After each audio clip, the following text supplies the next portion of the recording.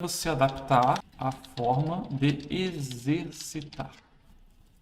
Adaptar as atividades, né? Por quê? Porque muitas das vezes a gente passa sim atividades no quadro, tá? E só que para o aluno fazer essa atividade no quadro, ele tem que copiar. Ele tem que copiar a atividade, colocar a resposta no caderno, enfim, e depois às vezes confere o caderno dele, às vezes não confere, vai depender do professor.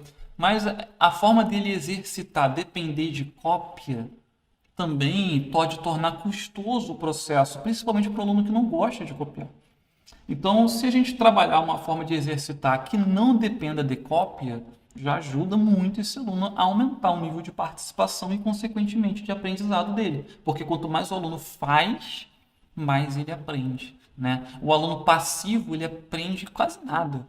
Mas o aluno que está ativo, o aluno que está sempre fazendo algo na sala referente ao conteúdo, né, que está sendo trabalhado, ele tem mais probabilidade de aprender, porque ele está mais ativo ali naquele processo, né? Então, adaptar a forma de exercitar vai ajudar esse aluno a participar mais. Como que eu posso fazer isso?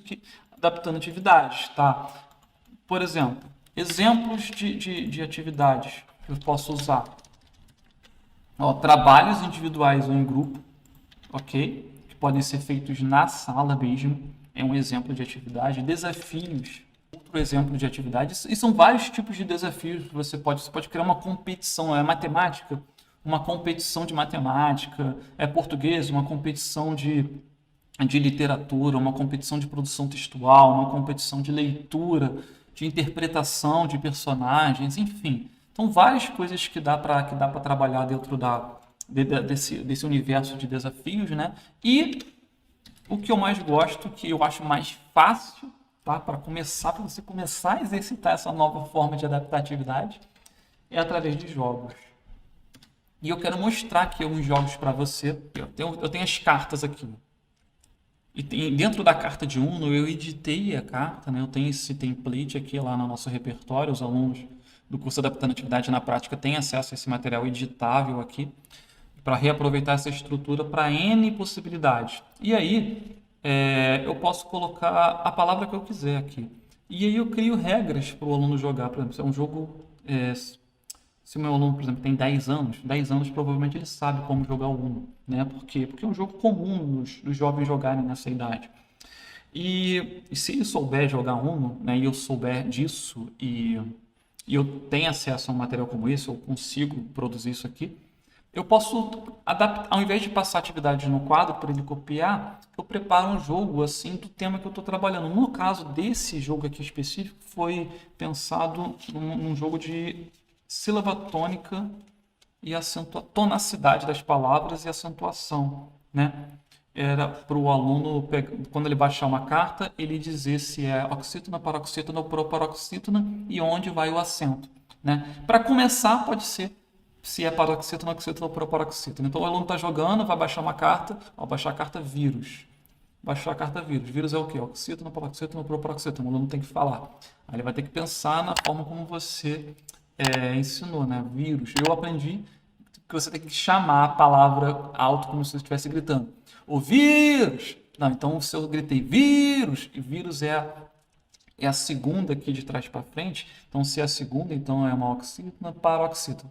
Então vírus, se eu não me engano, me corrija se eu estiver errado, é uma paroxítona. Se vírus é uma paroxítona, e aí tem a regra de acentuação, que eu não vou saber te explicar agora, mas provavelmente você tem acento no vírus, né, no i aqui. Mas enfim, aí pode ter uma tabela de regras do lado para consulta no jogo, ou ele pode ter um componente interativo, um lapbook, ou um componente interativo no caderno dele, no caderno interativo, com as regras de acentuação paroxítonas, paroxítonas e proparoxítonas que ele vai usar durante o jogo como material de consulta para poder jogar. E isso sem ele ter que registrar texto, entende?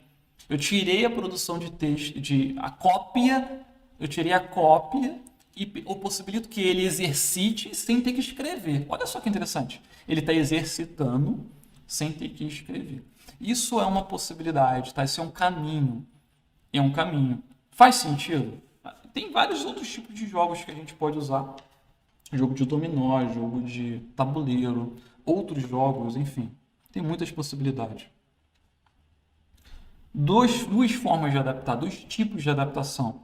adaptando a forma de registro e adaptando a forma de treino, né? De exercício daquela atividade. Tem aqui na nossa comunidade uma aluna que fez um lapbook gigante sobre a dengue. Eu separei para mostrar para vocês aqui. Lá na comunidade Amo Adaptar, para quem é aluno do Adaptando Atividade na Prática, se você não conferiu lá na comunidade ainda, confere lá. E se você já fez atividades que você não contou para a gente, olha, não esconde o seu talento não, coloca lá, compartilha junto com o pessoal na comunidade, que tem muita gente compartilhando atividades lá. Eu quero trazer uma aqui para mostrar para vocês. Eu tomei a liberdade de pegar lá, tá? Olha que legal, ela tá abrindo um lapbook grandão que ela fez sobre que ela não, a turminha, né, fez sobre a dengue. Olha, poderia ser um texto corrido no caderno do aluno? Poderia ser. Todos os alunos iam achar isso maravilhoso? Talvez não. Agora, adaptado para componentes interativos dentro de um lapbook, um trabalho em grupo feito com a turma, tornou esse processo de registro mais interessante. Porque tem registro no lapbook dela? Tem registro. Tem registro. Só que está registrado de uma forma mais interessante, entende? E isso facilita o aluno fazer essa assimilação. Né? Facilita muito. Né? Parabéns aí para a professora que fez esse lapbook lá sobre a dengue. Muito bacana, né? Isso é muito legal. Então, pedir para o aluno copiar. Vocês vão ter que concordar comigo agora. Concorda ou não concorda? Pedir para o aluno copiar, sem que o aluno realmente entenda o porquê, não é muito inclusivo, sabe? É uma imposição que talvez na cabeça daquele aluno não faça sentido hoje e você ficar discutindo com ele não vai te levar a lugar nenhum. O melhor caminho, na minha opinião, é você adaptar a atividade. É tornar o registro, a tarefa de registro tão óbvia para esse aluno, tão óbvia, que ele vai pedir para registrar. É você tornar a tarefa de registro tão incrível, tão extraordinária, que ele vai querer registrar. Entende? Ele vai querer escrever aqui potência de fração e colocar fórmula. Ele vai querer colocar um componentezinho interativo no caderno dele. Ele vai querer fazer junto. Por quê? Porque para ele vai ser incrível, não vai ser só mais do mesmo sem sentido. Vai ser algo extraordinário. Né? E tem todo um método para fazer isso acontecer, não é só você ter o recurso. Né? Para a gente chegar no recurso, tem um método que te ajuda não só a chegar no recurso, mas um método que te ajuda a decidir qual o melhor recurso usar, por que usar esse recurso e de que forma aplicar esse recurso com um aluno, dependendo das dificuldades que ele tem hoje. Tá? Isso é muito importante.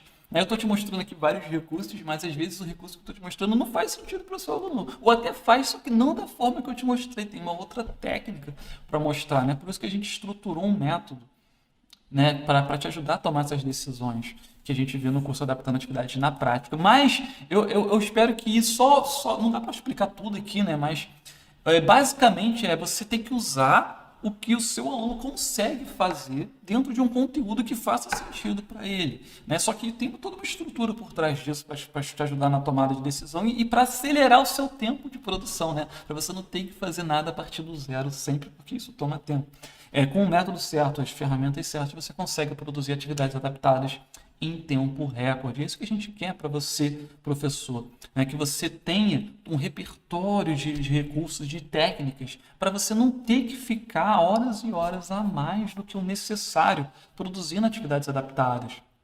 Porque muitos professores não conseguem ter tempo de produzir atividades adaptadas e ficam sofrendo com um aluno que se recusa a fazer algumas atividades e fica ali insistindo, manda bilhete, faz reunião, encaminha o aluno para o psicólogo e tem toda uma resistência, todo um trabalho desgastante que suga a sua energia, tira o seu foco do que é realmente importante, que é ensinar o que você quer ensinar. Né? E é ruim para o aluno, é ruim para você, é ruim para a família do aluno, é ruim para a escola, é ruim para a gestão, é ruim para todo mundo. Né? Mas quando a gente consegue organizar a nossa prática de forma a entregar um conteúdo para o aluno irresistível e aos poucos ensinando para esse aluno como estudar, né? Porque isso tudo aqui é muito bacana para você ensinar para o aluno como estudar. E à medida que ele vai ganhando maturidade, que isso vai ficando óbvio para ele, aí você não precisa explicar para ele, ele mesmo entende a importância disso e vai evoluindo, caminhando para um amadurecimento nessa forma de estudar, graças à adaptação de atividades que você se propôs a fazer progressivamente, para levar esse aluno de um estado que não participativo a um estado de participação na sua aula, ativo na sua aula, que leva ele para outros caminhos, que abrem outras portas para ele. Não é? Isso é muito bacana. Para encerrar, a dica final que eu te dou é não escolha o recurso que você vai usar para adaptar com base no que você gosta. Às vezes você viu aqui uma coisa que a gente falou, aquele disco, Leandro, é maravilhoso, eu vou usar isso aqui. Poxa, talvez isso não faça sentido para o seu aluno, tá? Então, não escolhe com base no que você gosta. Escolhe com base no que o seu aluno consegue fazer. Não adianta nada você pedir para ele fazer um super componente e ele não vai ter, às vezes, o desenvolvimento motor necessário, não vai ter a destreza necessária para fazer aquilo, não vai ter o domínio necessário e vai se frustrar ainda mais. Tá? Então, não escolha com base no que você gosta, escolha com base, são os princípios lá do nosso método, né? No que o seu aluno consegue fazer. Se o seu aluno consegue jogar Uno, você pode escolher uma estrutura de atividade com base em Uno. Se ele não consegue, não vai nesse caminho. Se o seu aluno consegue fazer pequenos registros em componentes interativos, vai por um caminho desse. Se ele não consegue, você vai ter que ir por um outro caminho.